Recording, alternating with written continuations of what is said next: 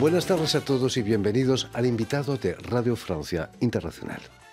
Este miércoles va a tener lugar en el Círculo de Delegados de la sede de la UNESCO, aquí en París, un diálogo homenaje al poeta, escritor y hombre de teatro mexicano, entre otras cosas, Juan José Arreola, con motivo del centenario de su nacimiento. Diálogo que va a correr a cargo del escritor Alberto Ruiz Sánchez, Premio Nacional de las Artes y Literatura en México del año pasado, y del profesor de literatura e investigador de la Sorbona, Eduardo Ramos Izquierdo, quien fuera, por cierto, alumno del propio Arreola. En realidad, la poesía es la posibilidad de ser real del hombre, su posibilidad de crear. Estamos hablando de lenguaje. La poesía es un fenómeno, desde luego, lingüístico, de ordenación de palabras. Cuando hay una urgencia auténtica de comunicar una experiencia íntima o nuestra percepción del mundo externo, la resta, la voluntad expresiva, crea la ordenación de las palabras, que es estricta. André Gide llegó a hacer una broma casi. Y precisamente para hablarnos de este homenaje, de la intensa vida literaria de Juan José Arreola, Alberto Ruiz Sánchez y Eduardo Ramos Izquierdo han sido tan amables de venir hasta nuestros estudios. Buenas tardes a ambos. Buenas tardes, Jordi. Y sobre todo, muchísimas gracias por haber aceptado nuestra invitación. Una vez más. Ante nada, felicitar a Alberto Ruiz Sánchez por este Premio Nacional de Literatura, que por cierto también obtuvo a Juan José Arreola, ¿no? Muchas gracias, Jordi. Un gran gusto estar contigo, celebrando a un autor que todos admiramos muchísimo y que lo seguimos sintiendo cerca. Permitidme que explique, antes que nada, que Juan José Arreola nació en 1918 en lo que hoy es Ciudad Guzmán, ahí en Jalisco. Era el cuarto de 14 hermanos. Había que ser muy fuerte para resistir a una familia como esa, ¿no? Bueno, y sobre todo el pueblito donde él es, que se llamaba Zapotlán, es un pueblo bellísimo de Jalisco. Y algo muy importante es que él es contemporáneo de Juan Rulfo y de Antonio Alatorre, dos personalidades fundamentales para la cultura mexicana. Imagino que el hecho de que fuera encuadernador en sus primeros años era causa de la presión de su familia, ¿no? Había que trabajar, seguramente. No creo que eso haya sido. Yo creo que es el amor por los libros. Y él tenía una tendencia manual inmensa. Incluso ya de viejo tenía un taller de carpintería en su casa. Le gustaba diseñar sus muebles. Con solo 19 años, Juan José Arreola se planta en la Ciudad de México, donde va a estudiar teatro. ¿Era su primer amor el teatro, Eduardo, quizás? Mira, sí, digamos, él era un ejemplo, pues, de lo literario, ciertamente en muchos sentidos, ¿no? Él estaba ciertamente atraído por el teatro y precisamente eso fue lo que en determinado momento lo lanzó a él a que viniera a París, ¿no? El contacto con Louis Jouvet, que lo encontró, y precisamente Louis Jouvet le ayudó a venir aquí, ¿no? En 1945, ¿no? Arreola, para completar un poquito lo que decía Alberto muy pertinentemente, ¿verdad? También era un hombre que era muy manual, al mismo tiempo que era muy intelectual, pues, si quieres, ¿no? Y desde luego ejerció una multitud de oficios, ¿no? Que le permitieron también, digamos, tener un contacto con distintas capas de la sociedad, ¿no? Sí. Sí. Eduardo, lo estábamos escuchando hace unos momentos, tenía una dicción perfecta, era un actor nato, ¿no? Mira, yo creo que, digamos, dentro de los escritores mexicanos y latinoamericanos que hemos tenido en el siglo XX, que son ya nuestros clásicos, ¿no? Yo creo que Arreola era uno de los mejores. Ciertamente tenía una dicción impecable, ¿sí? Era un hombre de teatro y era un lector magnífico, ¿no? Es decir, tanto oralmente como a nivel escrito, ¿no? Tenía esa capacidad de detectar, si tú quieres, cuando un texto no fallaba, ¿no? Fue un magnífico escritor, ciertamente, pero también maestro, ¿verdad? Y de muchas generaciones. Alberto Ruiz Y además Sánchez, sabes que fue editor. O sea, muchas de las generaciones siguientes comenzaron a publicar libros gracias a una colección que él dirigió y que se llamó Los Presentes, sintiendo que hacía falta un medio para dar voz a la generación de Carlos Fuentes, a la generación siguiente, y a todavía la que vino después de Carlos Fuentes. En una de las películas que circulan muchísimo en YouTube, creo que la tenías aquí, está Juan García Ponce y Salvador Elizondo. Dos, digamos, casi hermanos mayores nuestros, también maestros, que debieron su primera presencia a él, ¿no? Con Rulfo fundó incluso una revista, ¿no? Pan, en los años 40. Sí, con Rulfo y con Antonio Alatorre. Antonio Alatorre era un lingüista que escribió una sola novela. Rulfo, como sabemos, escribió una sola gran novela y un libro de cuentos. Y Arreola, que era el más prolífico de los tres, siempre vivió con la idea de que había dejado de escribir por convertirse en lo que siempre había sido, un gran actor que inventó su propio personaje, ¿no? Entonces él tenía un personaje público que fascinó, llegó a fascinar a la gente en la televisión, fue famosísimo. Pero fue sobre todo un enorme difusor de la literatura y un escritor sui generis. Marcó un camino de posibilidad para muchos, ¿no? Como nos decía Eduardo, Juan José Arreola viene a París de la mano de un gran actor, Louis Jouvet. Louis Jouvet, sí. Que en aquella época estaba sobre todo muy de moda, ¿no? Bueno, sí, digamos, era una gran figura, si tú quieres, de la cultura francesa. Y sobre todo hay que insistir en esto, ¿no? Arreola era profundamente francófilo. Es decir, conocía bien el francés, que además lo había aprendido de manera autodidacta, como él nos contaba, viendo las películas, pero un fanático pues de la cultura y del cine francés, a diferencia de otras lenguas que él no manejaba, el francés sí lo conocía, ¿no?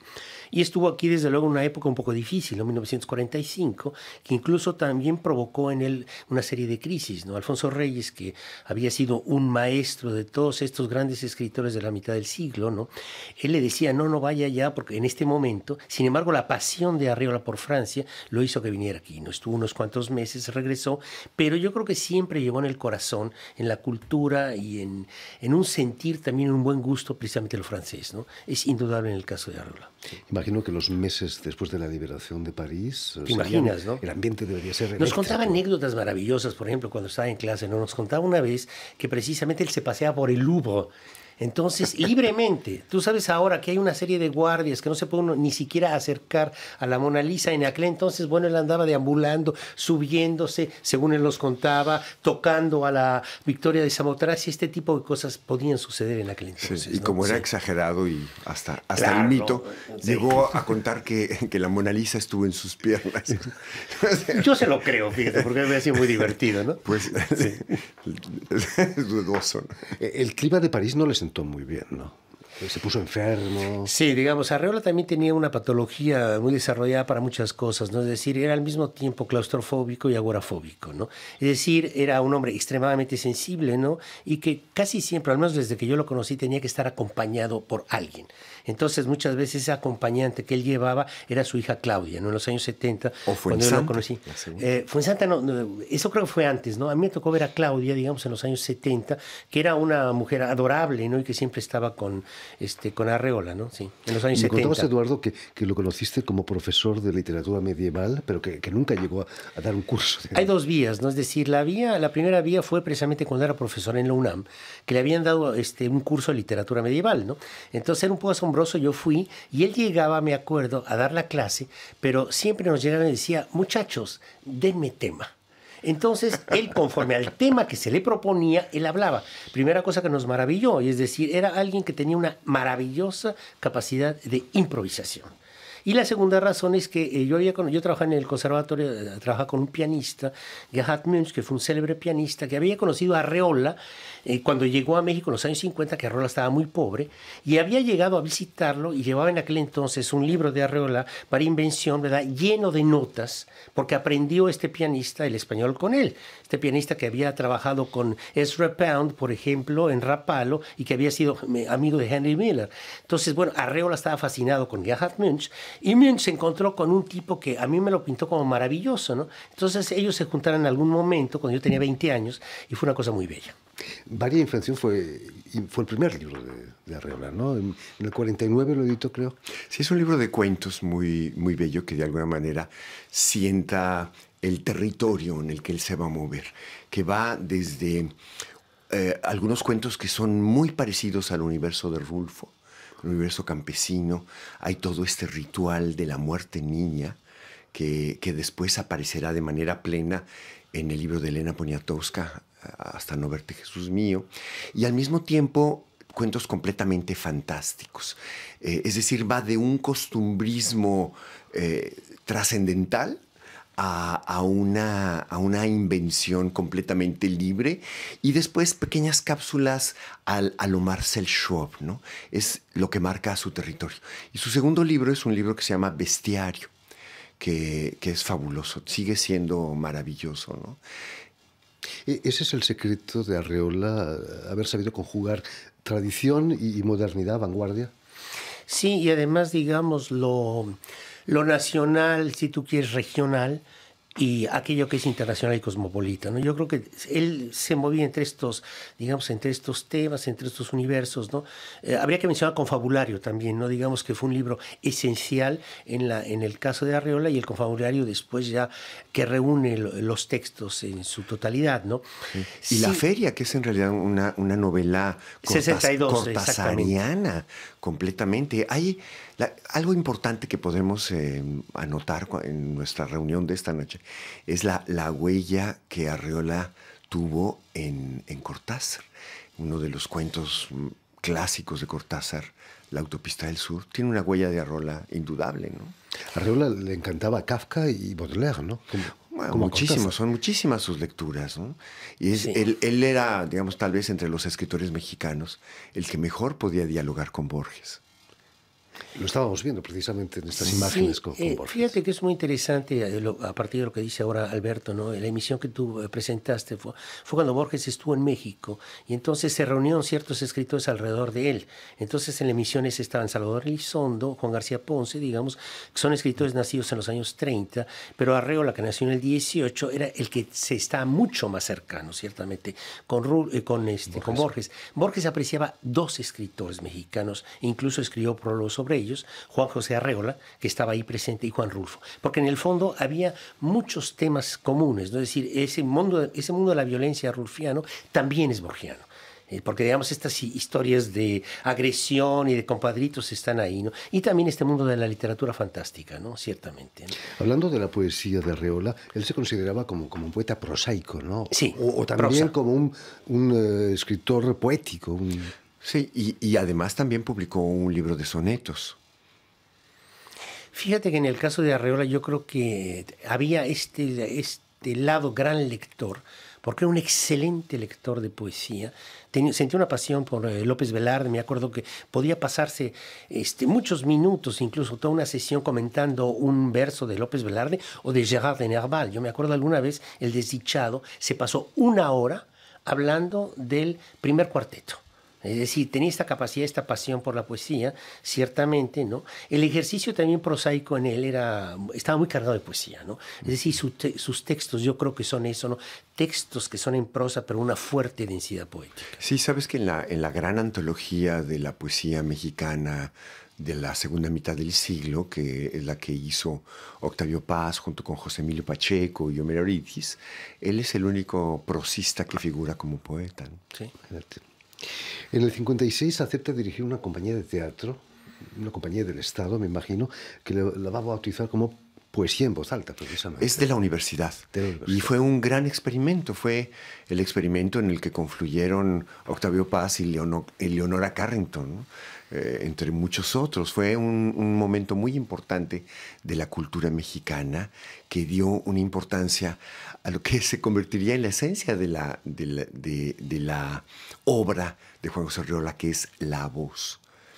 Eduardo, eso podría recordar un poquito la compañía de Federico García Lorca, La Barraca, ¿no? Que acabó mal, naturalmente, con la guerra. Bueno, mira, todo tiene un principio y todo tiene un final, ¿no? ¿Sí?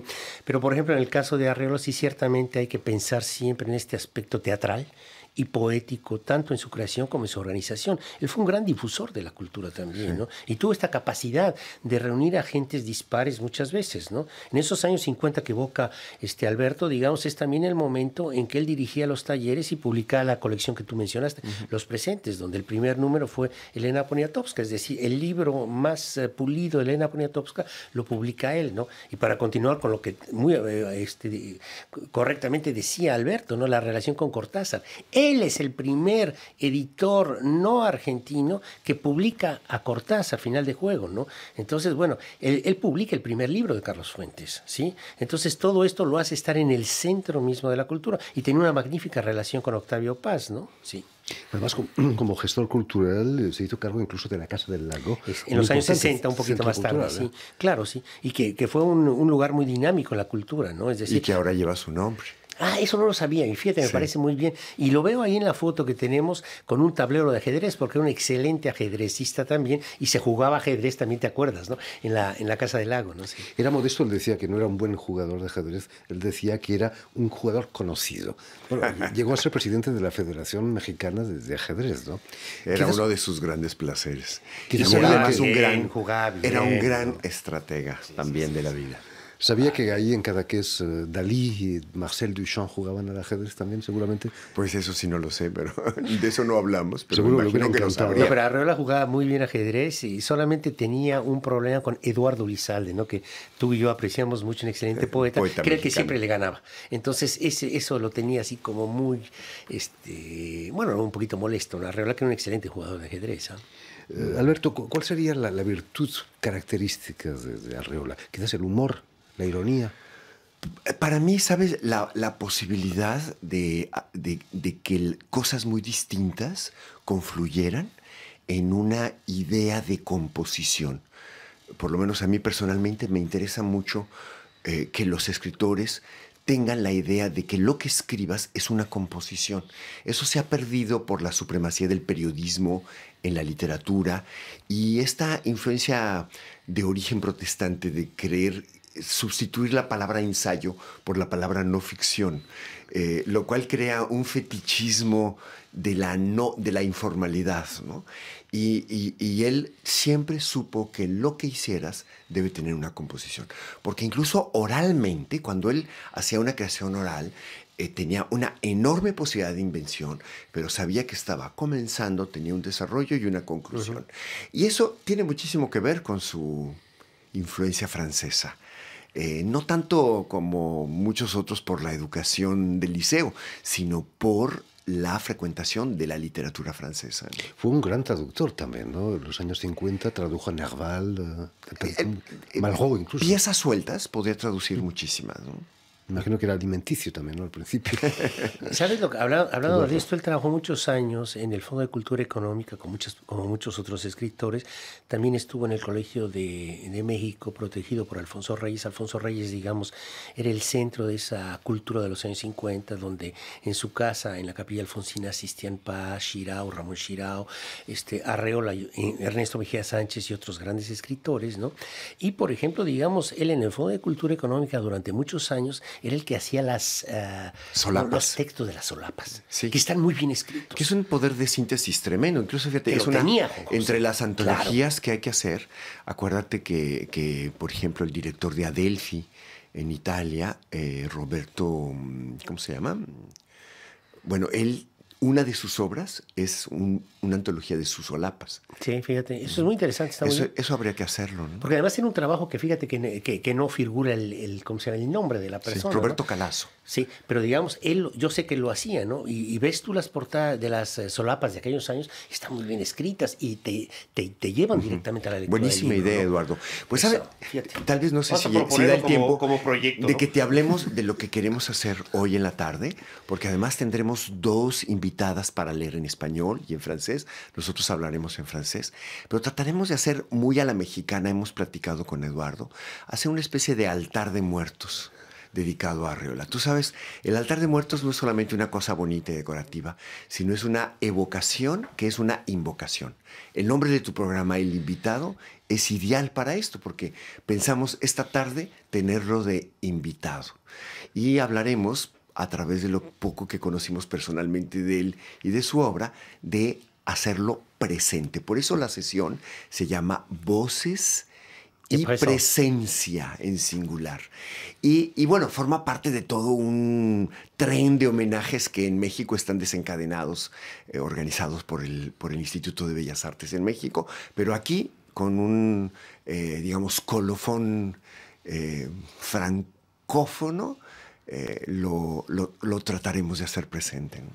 Hablando de muertos, Eduardo, ¿qué nos ha dejado como herencia Arreola?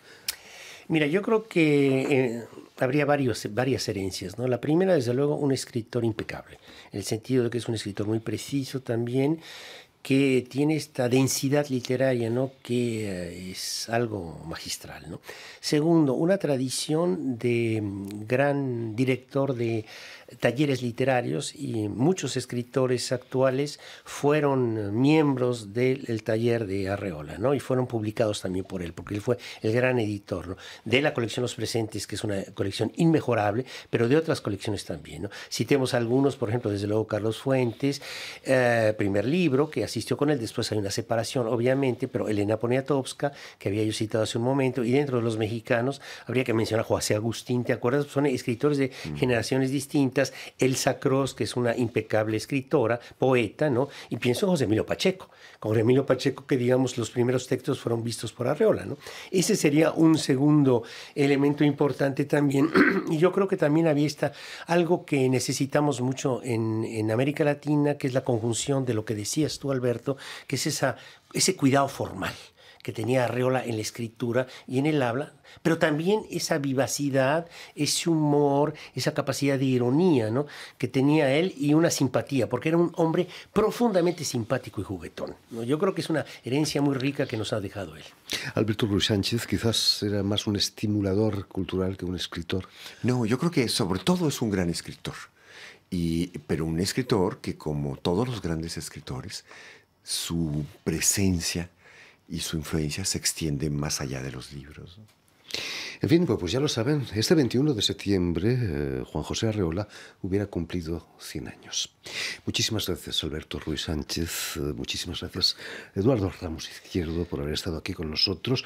Permitidme dar las gracias también a Vanessa Albasó y a Suel Kedir, quienes están detrás de los cristales al tanto de la realización de este programa, y enviar un saludo muy cordial a nuestros telespectadores, porque también los tenemos, que nos siguen en toda América Latina gracias a la cadena de televisión uruguaya Canal U de Montevideo.